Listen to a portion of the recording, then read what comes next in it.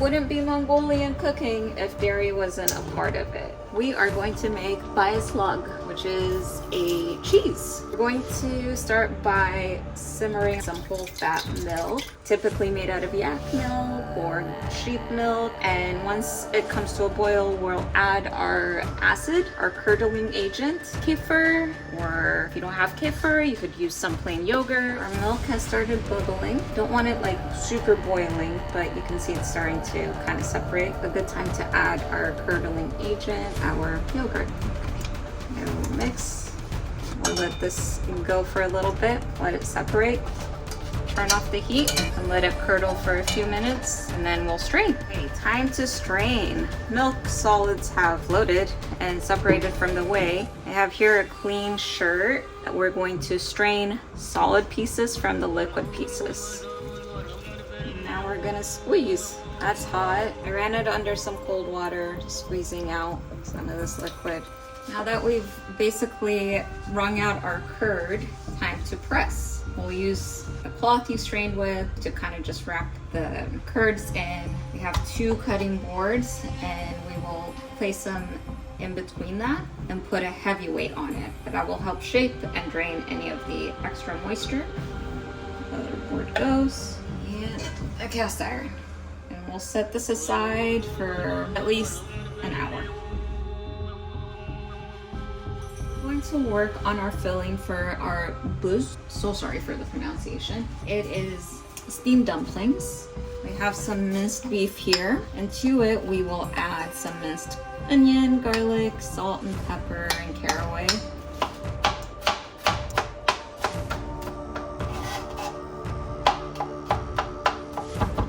The caraway seed, I might just like roughly chop them with the garlic. Salt. Make sure to generously season your filling. And a pepper. We'll add a couple of tablespoons of water to get this as smooth as possible. Add a bit of water. Feels smooth. So we'll set this aside while we work on our dough. It's just a flour and water dough. I'm going to slowly add water, and we're just trying to get a pliable, rollable dough.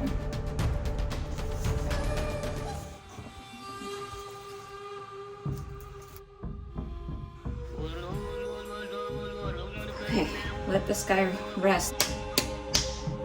See you in 15. Resting for 15 minutes. We have a nice, well floured surface here, just a little bit more kneading. So we'll roll it into a nice log. Cut it up into our little dumpling pieces. Set the ones I'm not working on aside and cover them. Then we'll roll into little circular shapes. Meat filling is here. Put a nice amount in the center, and you're supposed to pleat it. And come around like this, and you just keep working your way around in a circle, creating these pleats. Make sure that you're pressing them really tight. You got to get them to kind of stick. You want this gap, so you make them a little bit bigger. In the meantime, I have a pot of water boiling on the stove.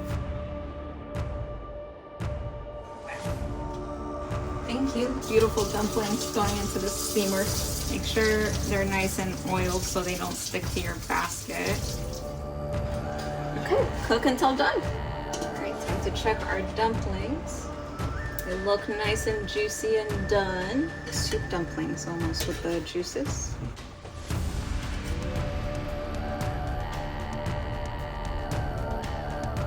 We'll begin our tsuivan dish, which is a noodle dish. We'll prep the veggies for that. We'll slice up some onion.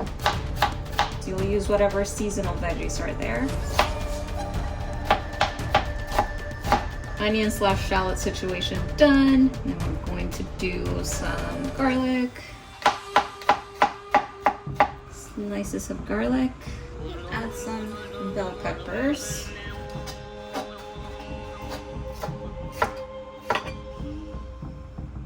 We have some green onions.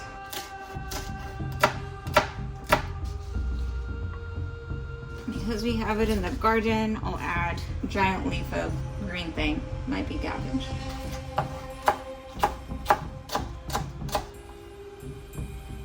last vegetable, some carrot. Set that aside while we work on prepping our meat and noodles. We have some lamb here. I'm going to just clean. The fattier the meat, the better. We have some shank here with the bone, and then this is older meat, chopped up a bit. Meat for noodles, done. Time to make our noodles. We'll need flour and water.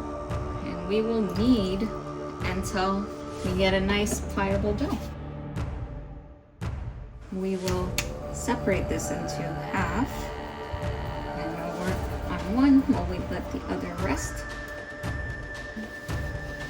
We'll roll this out as thin as possible. And as is, like in the shape, we will lightly cook it. Have a dry, hot pan. Our dough just went in. And we're just gonna cook it for like 2 seconds, just enough to kind of get it not sticky. That'll be it. Out, let it rest. Okay, our next noodle sheet is going down. While that quickly cooks, I've put some oil on the done one, and then we'll layer it on top. And roll it, and we'll slice it. We'll tightly roll, and we'll slice our noodles. Here we have some noodles. We'll set these aside. So we're gonna heat some oil on medium high. We will start by sauteing our onions and garlic together. 5 minutes or so. Onions are a little cooked. We're starting to get some color. Now is a good time to add our carrots. And we'll cook our carrots for about 5 minutes. It's been a few. Time to introduce meat. Have our lamb. Add some fresh turmeric, a little soy sauce. We'll add some additional seasonings, salt and pepper. And we'll cook this until the meat is brown. Our meat has browned. Time to add all of the veg now. And we will also add half of the amount of water compared to vegetable. We'll cover the lid and let this go for maybe 15 minutes or so, and then we'll add our noodles. Time to add noodles. Add them on top like so. Close it up for about 5 more minutes, and then we'll shake, shake, shake, shake. Theoretically, our noodles should be cooked. It's all shook it up. The noodles are done. Oh, that's gonna be delicious. We're going to work on our gambir dough. Now we have some flour in a bowl, some water, a couple of eggs, just salt. Wow, salt bag. And we need this until we get the dough consistency. So I think this is a good stopping point. Knock it for good measure. We'll rest this fide for an hour. Our gambir, usually made plain or with some scallions or other vegetables wrapped in. We have some Swiss chard available in the garden, so I'm going to chop those up finely for the gambir filling, and some scallions as well.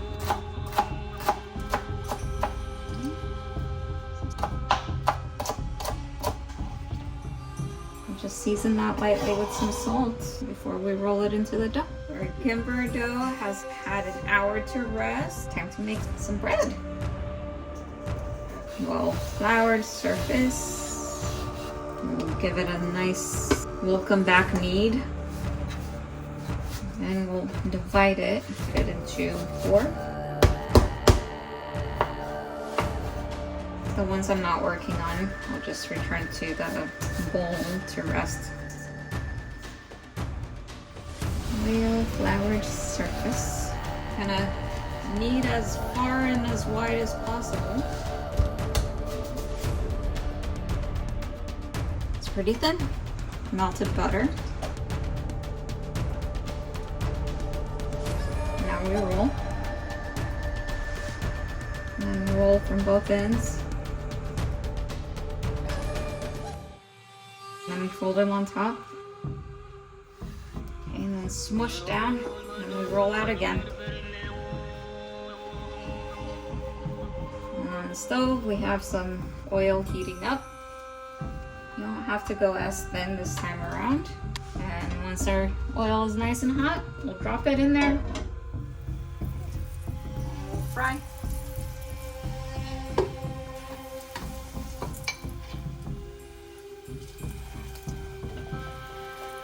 You know this one's done. It's nice and crispy, crunchy brown on both sides. Keep going until you're done. The dish I'm most excited to make, khorzhog, which uses hot stones, which we have heating in our oven for like an hour, 2 hours now. So hopefully they're nice and hot. In the meantime, I'll prep veg. Chunks of carrot, and then we'll have some potatoes, roughly large chops as well. And this is typically like a pressure cooker situation, but if you don't have a pressure cooker, you can add some water to the pot to create some of that steaming. This is a turnip, some onion.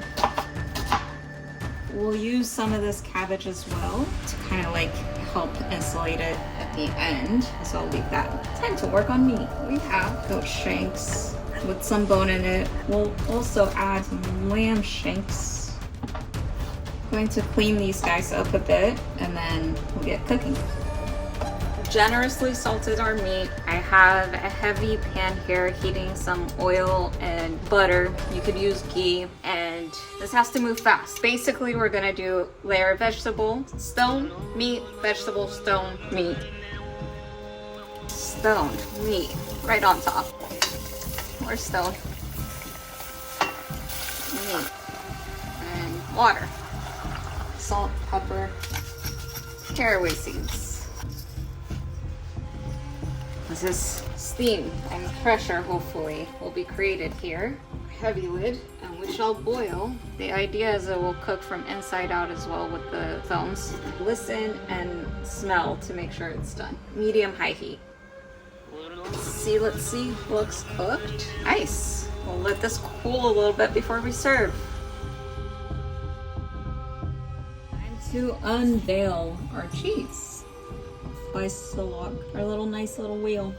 This you could eat as a snack, our gambir. Look at these layers. Our khorzhog, our tsuivan, and our buuz. First plate of Mongolia. Bon appetit. It's meaty, rich cooking here from Mongolia. We decided we need to light it up, do something healthy. We're gonna do some fried cookies. First thing we're gonna do here is make our vanilla sugar and imitate it by adding a little bit of vanilla to some granulated sugar and mixing it together. Next, we're gonna get our dries all mixed together. So for that, we want flour, we got some yeast, we want some sugar, we need some salt, and we'll mix that all together. Next, we're gonna add butter, melted or extremely softened, and vanilla sugar would typically be a solid. Ours is wet, but we're gonna add it here. And again, we're gonna just mix that in, get it incorporated. The last thing that we're going to need is warm water, and we'll pour that in as this needs. Okay, it looks like our dough has definitely come together here. I want to take it out and knead it by hand, form it into a ball.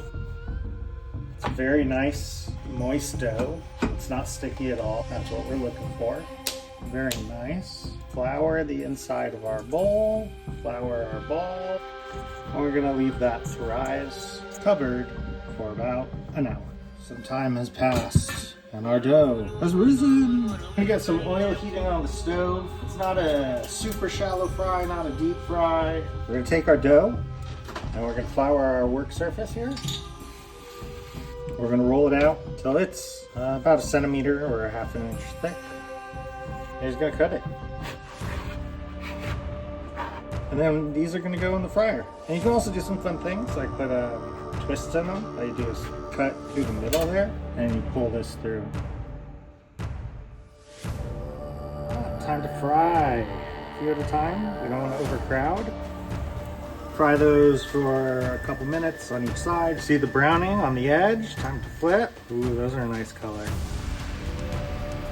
And when they're nice and golden brown and cooked, take them out. Keep going until you're done. And when all of your byaslag are done, your plate should look like that.